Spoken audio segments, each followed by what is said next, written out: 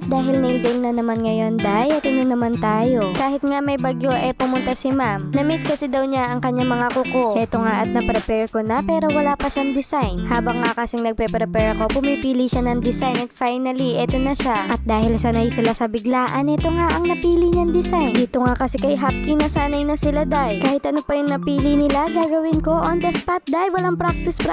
Basta pili lang ng pili. Binola pa ako at ang ganda daw ng pagka-blend. Tingnan mo naman. Jaja, tiprevel naman dyan. Ay, Day, saka na lang kapag wala na tayong promo. Ikaw naman? Eto nga, tinahanap ko pa yung kulay kasi nga wala dyan. Dahil mix-mix ang aking brand. Eto, at magmi-mixing color na lang tayo. Base kasi sa kanyang inspo, Day, hindi siya brenat. At hindi lang iisa ang kanyang base color. Kaya naman dinagdagan ko pa siya ng pagka-brown. At dahil nga mukha siyang sticker, eto nga, papakita kong handpaint talaga yan, Day. Kaya nga kung may tiyaga ka, pwede kang pumili ng kahit anong design na gusto mo. At kung may tiyaga ka lang naman maghintay.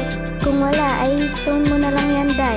O kaya naman, i-plain mo na lang tapos lagyan na lang natin ng glitters. Pwede na yan. Pero kapag loyal client na, Day, iba na yung level niyan. Kahit ano na lang ang makita ay pinapagawa sa akin. Kaya tuloy itong mga asawa ay nagre-reklamo na. Pag nagkataon nawain pa ako ng mga to, Day. Layok daw kasi nila, Jaja, nasa iyo yung asawa nila. Tapos pag nandyan yung asawa, parang wala nang balak umuwi, Day. Ito na nga, patapos diba? Na. Alis natin sa video, Day. Sinisil ko na nga yan. Pero sa personal, Day, matagal-tagal din yan. At sinasabi ko sa inyo, hindi madali yung nail artist, Day.